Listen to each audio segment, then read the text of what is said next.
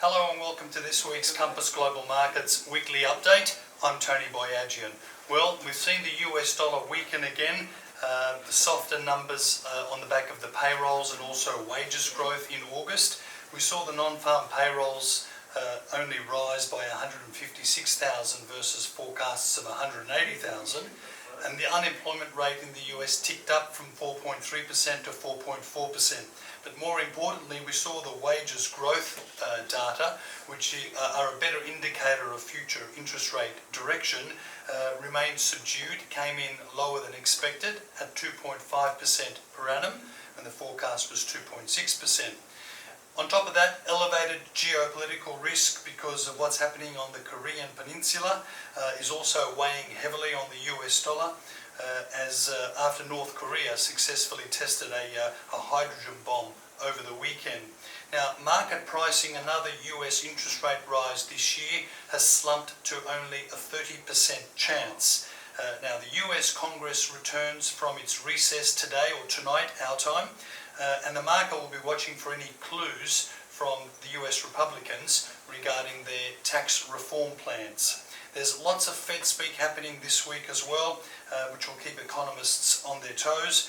However, the risk-off theme, because of the geopolitical tensions, will remain high, especially with the yen, the Swiss franc, and the euro benefiting from the US dollar weakness, and gold in particular has maintained its strength and its safe haven status. Gold has put on another 3% this week.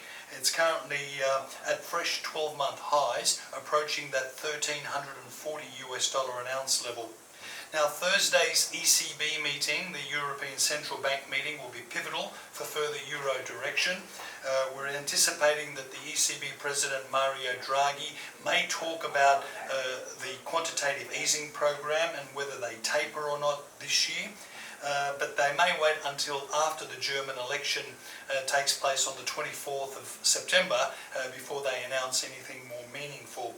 In the meantime, we've seen expecting better than market related GDP figures this Thursday. We know that strong Eurozone growth and increasing portfolio inflows are keeping the euro well supported. The euro remains a buy on the dips, especially given the strong economic outlook there.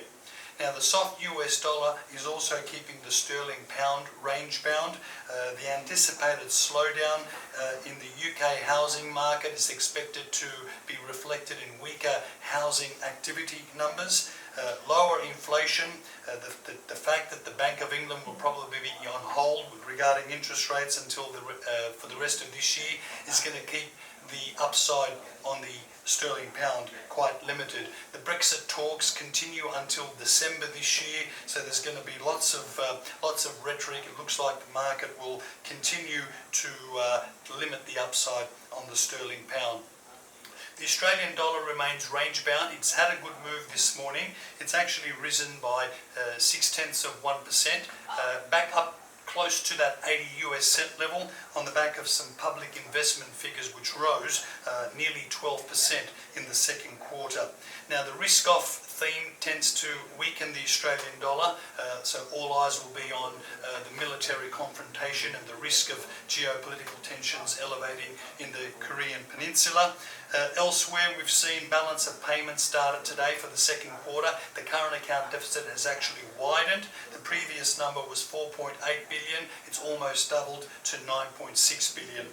So that should keep the Australian dollar in a range-bound situation, 78.5 to 80.5 US for the rest of this week.